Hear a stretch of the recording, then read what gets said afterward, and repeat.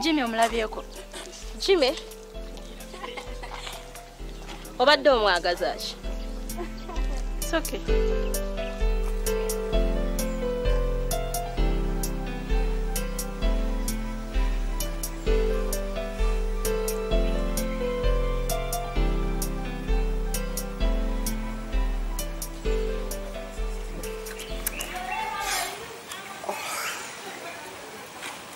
Ronnie onkanze. Kiki Jimmy?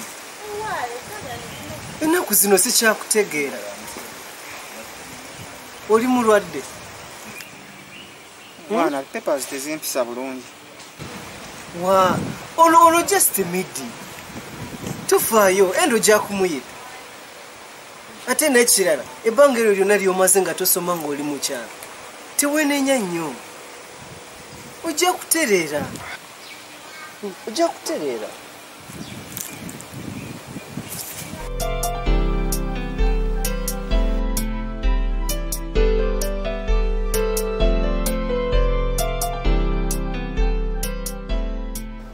Ronnie, Jimmy omulabyeko. Uli eri mukati.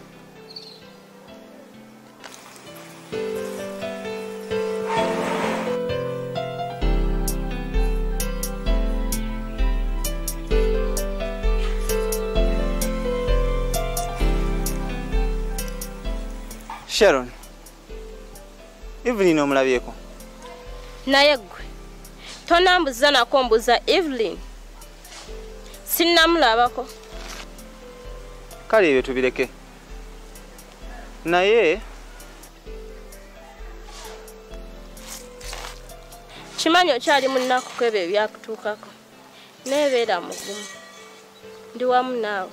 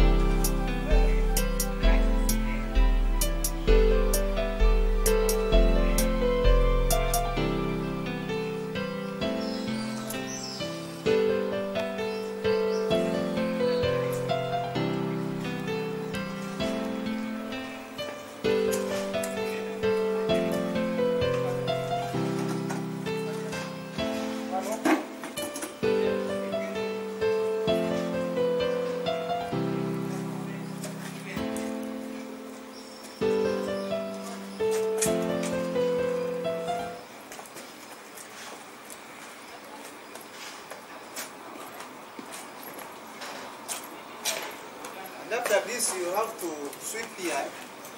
Okay? Oh. Stop coming late, okay? That is a simple punishment, but stop coming late to school.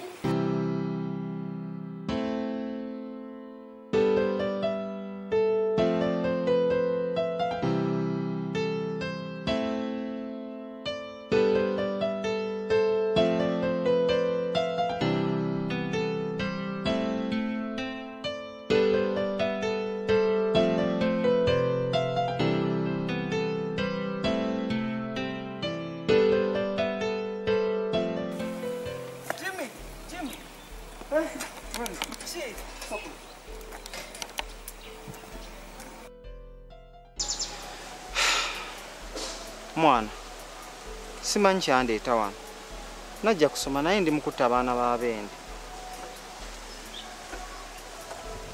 Ronnie, siraba nsonga lwaki ngenda maaso n'okusoma. Omugaso gwa obulamu bwange tebukyalina makulu. N'ekirala, njagala ompitire. Naye muleke, nja kumuwandiikira. Bwe nnaamugamba kati ayinza okugwa eddalo.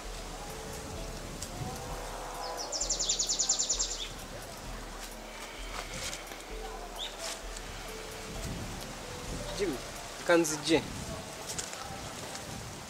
Evelyn, obadde oddawa? Awe mubadde.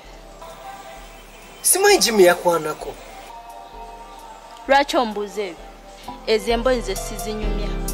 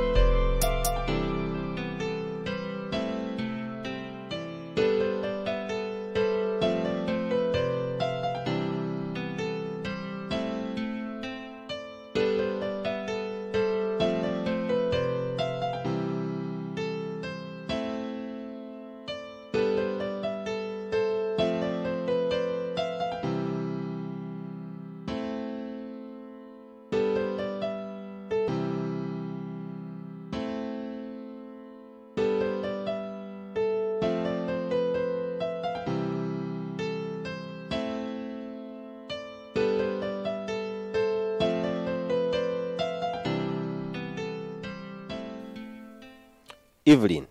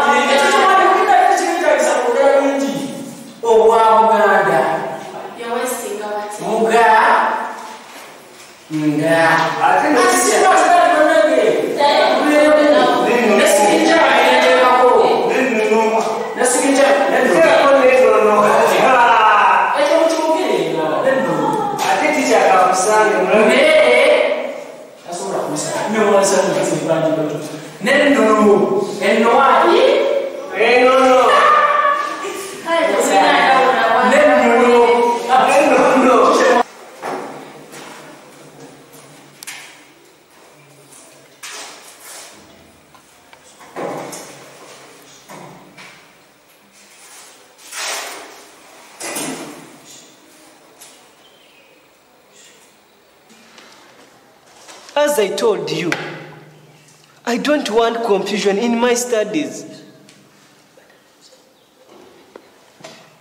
By the way, mukwano gwange sinamulabako. Mukwano gwange? Ani? EVENYLN.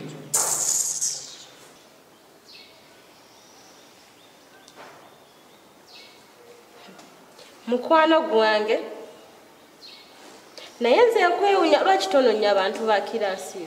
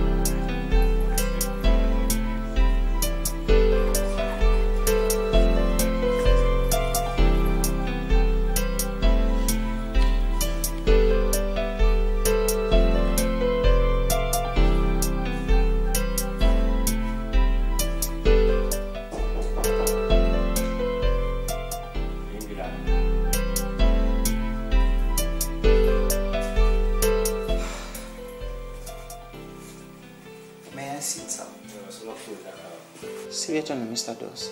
I'm okay, how are you? Mr. Doss. Wandigezezaako okuntegeera. Siri bulungi. Weewaawo simanyi ndwadde nnuma. Naye seewulira bulungi.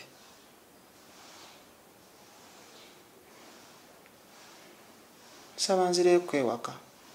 Pozi gweyaka. Oh, sorry. Sobola okutegeera. Naye nga ogambye. Olabika toli mulwadde naye ebirowoozo n'okweyaliikirira. Naye togwamu maanyi. Just need to get enough rest, but don't overthink. Era oddayo ewaka. Get people to talk with. Tawekuma weka.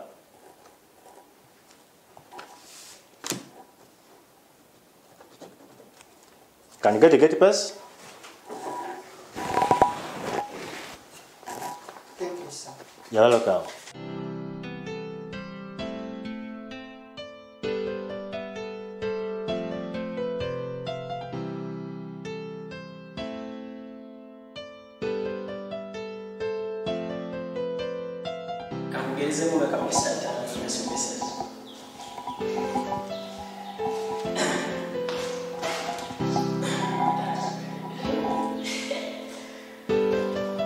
Good morning, students. I am SHARON here. Yesterday we stopped. We are discussing about irregular objectives. Some adjectives can't be compared in regular form. As those before, they either change the form and the spelling.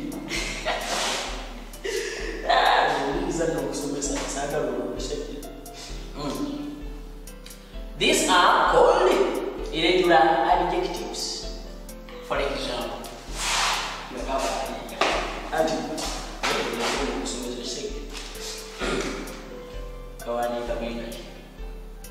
positive, positive, positive, oh, natural, positive.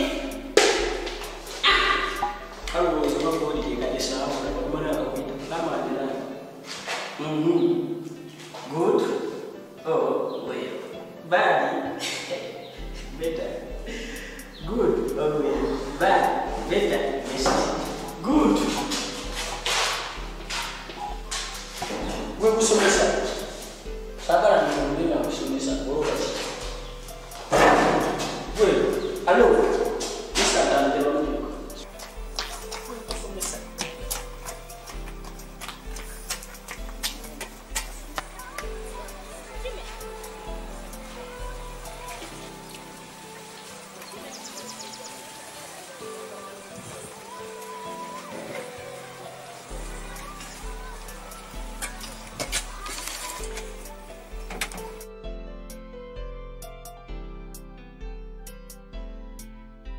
Sandi yagadde ondwise.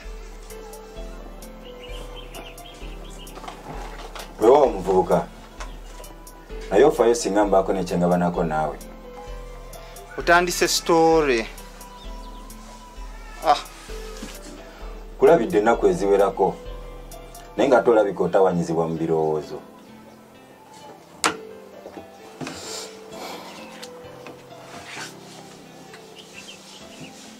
Laba Mukama bw'ayogera mu Zabbuli 147 olunyiriri olwokusatu.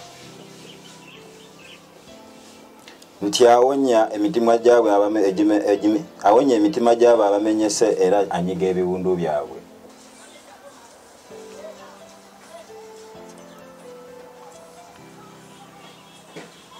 Omaliriza kasasiro.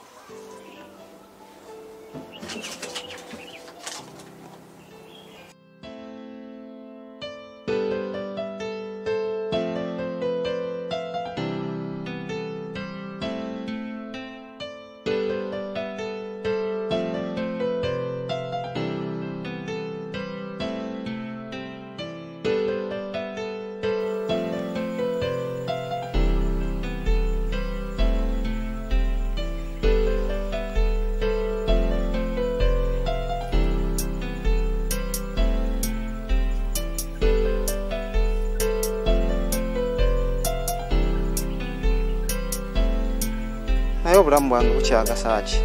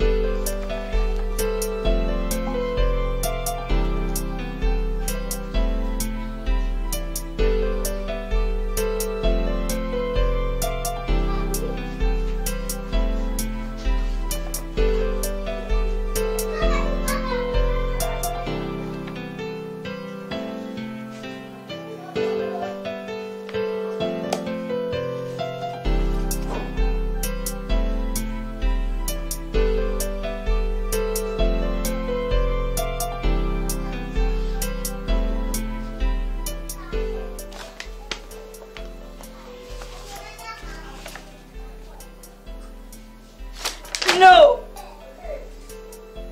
No! This cannot happen to me. I expected a lovely letter. But why? Jimmy, why don't ngamba? Kati ndagiwa.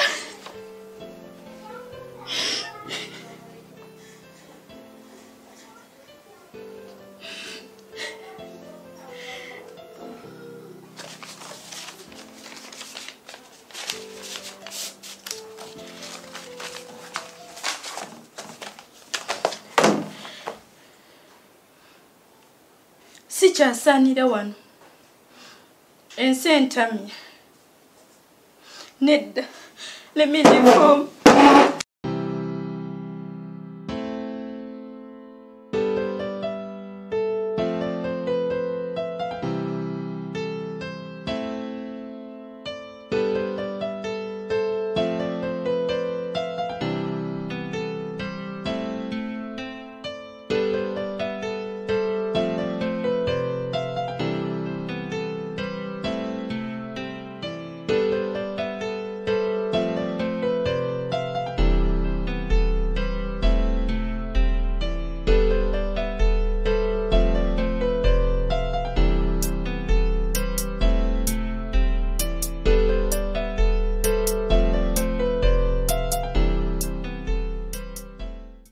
Jimmy, kyekiriwo obadde ki? Jangu tugende. Obulamu bugamba. Obulamu si.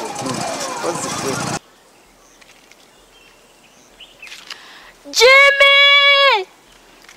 Jimmy!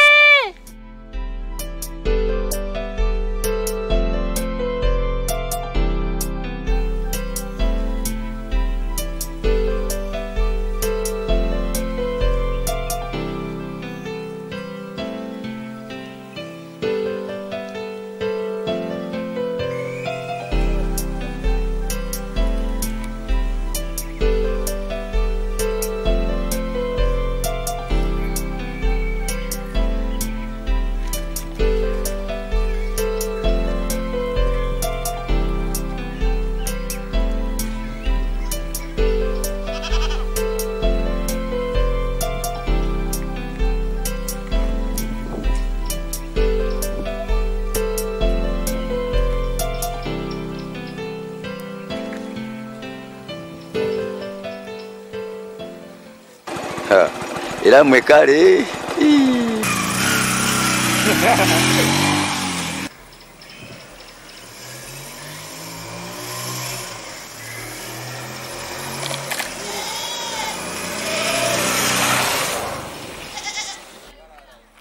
Kubikulirwa 22 okutandikira ku Lunyiriro lwe 12. agamba bw'ati nti laba nzija mangu n'empeera yange okusasula buli omu ng'omulimu gwe we guli nti ebweru eyo yeri embwa abalogo abasi abenzi n'abasinze ebifaananyi na buli ayagala n'akola obulimba nti nze Yesu ntumye malayika wange okubabuulira mmwe ebyo ku lw'ekkanisa n'akugamba nti ye kikolo muzzukulu wa Dawudi emunyenye yaka ey'enkya n'akugamba nti olaba omwoyo n'omugole boogera nti jangu. Naye gwe oyo Sonko mumanyi kyenkanawa? Nkubuulire ekyo kyana kirina olugambo tekirina gwe kitakolako olugambo ku ssomero wano olaba ne batica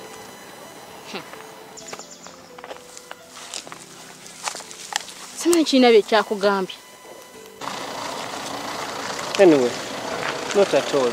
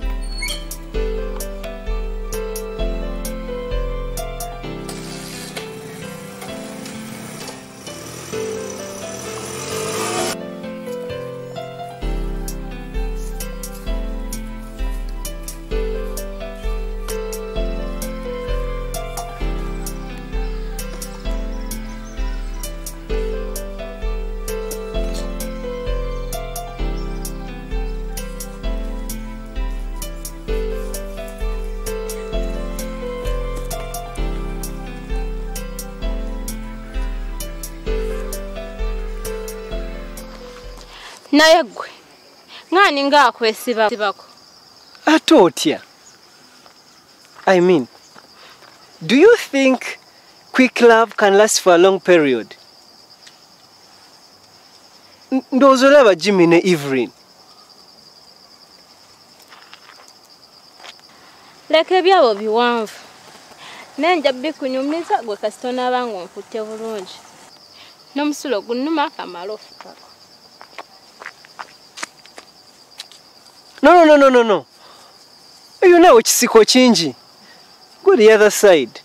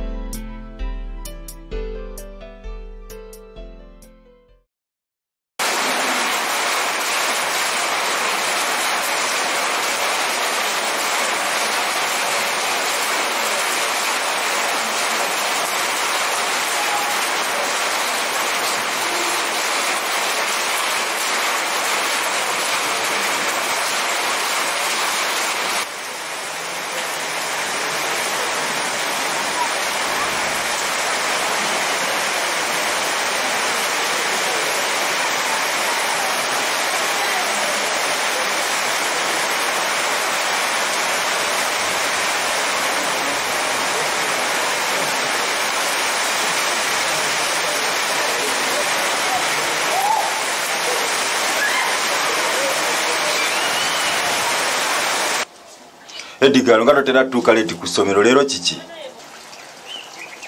Gwe nyabo.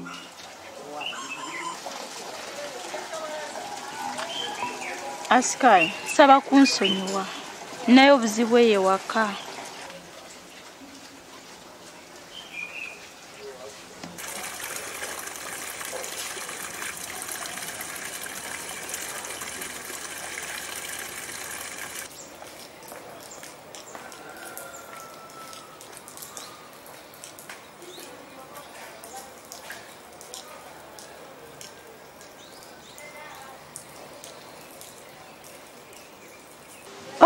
Gwe guy, ekyana kyo kikuyita?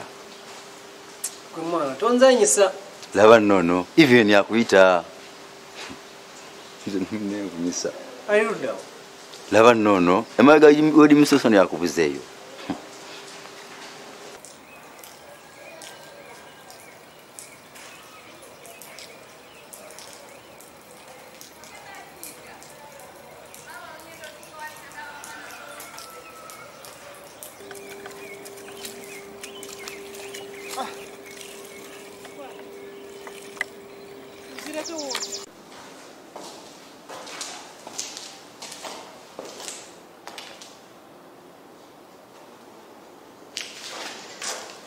Good morning, class. Good morning, sir. How are you? What is this? Blackboard is that. I've called you to discuss history. Remember, we are doing revision. Okay. For the senior 6 students, the UNEM exams is near. Okay.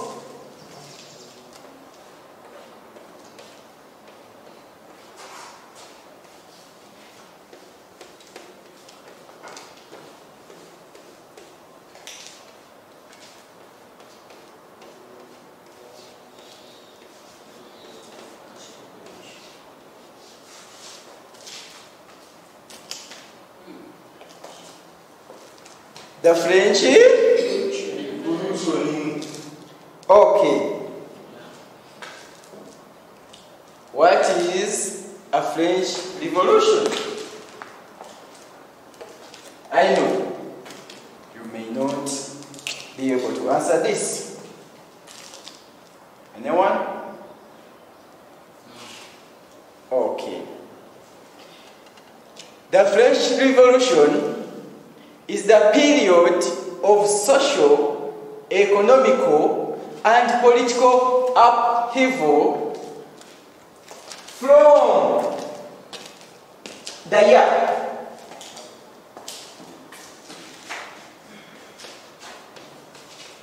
political, social, economical upheavals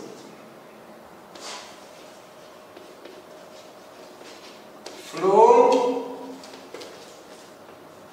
1789 to 1799. Okay. What were the causes of the French Revolution? You seem to be bright, but anyway. Okay, who can give us the causes of the French Revolution? Remember, we have those which are social, economical, and political upheavals. Political. Yes. Remember, these upheavals, the causes where both underlying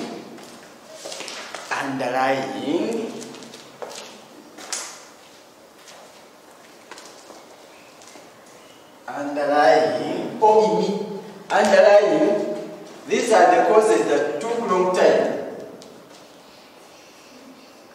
Underlying. And those which were immediate. Are we together? Yes. Okay. Let's start with the underlying causes.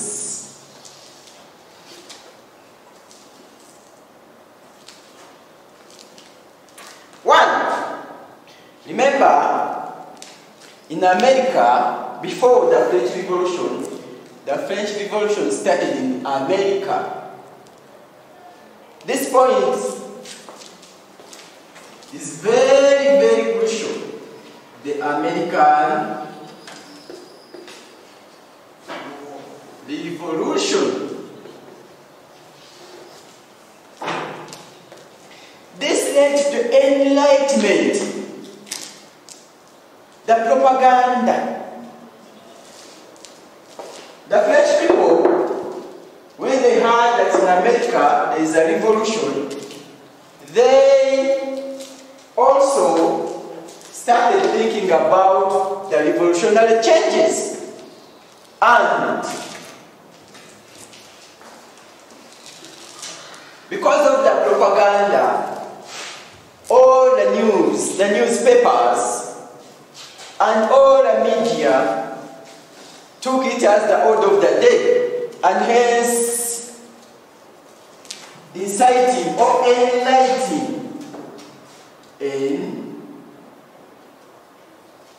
enlightening the society. Okay. We shall start from there. Remember, the next topic is Napoleon Bonaparte. You seem to be wise, but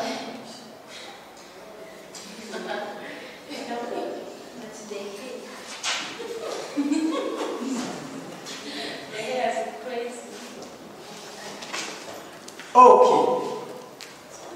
Go for your lunch.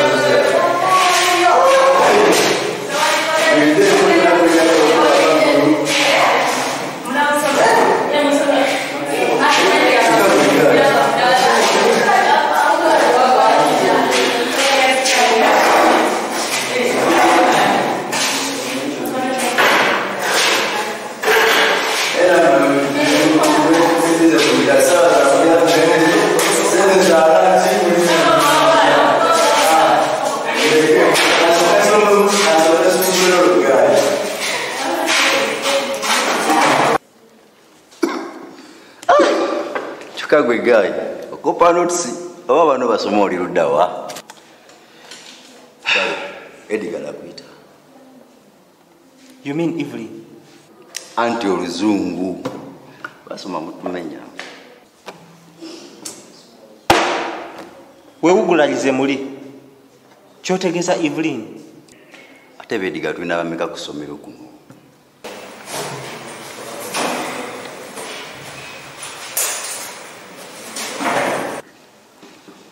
Ali luddawa. Nejale nnuma. Anti nkomawo. Naye ddala asomye. Emabega w'edimisoso yakuguzeeyo.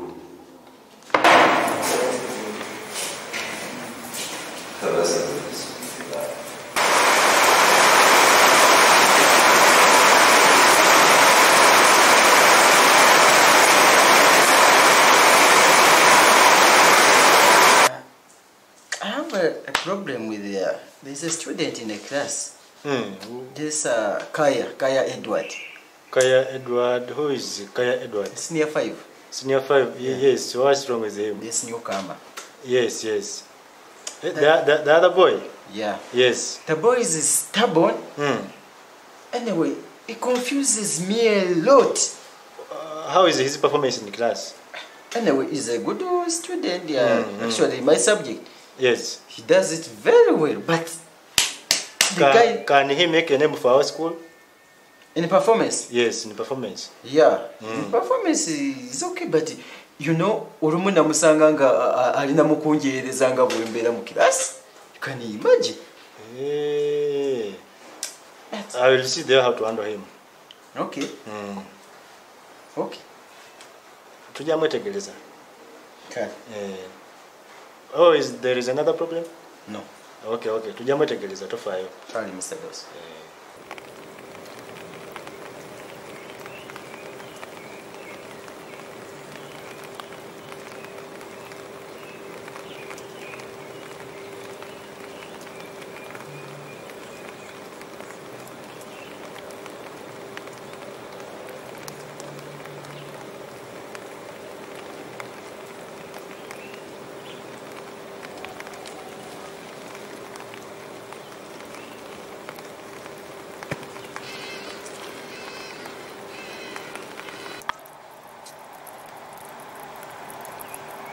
Evelyn, nsobola okugezaako kitegeera oba olya waliwo ebyakunyiziza naye si bwe kiri. Nze nina emikwano mingi. Ronnie, please leave me alone. Njaga kubeera konzeka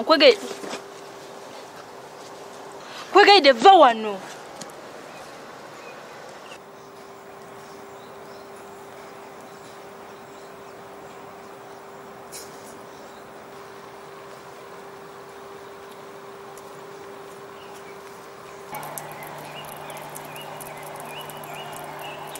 Bannange ensi egenda kuggwaawo.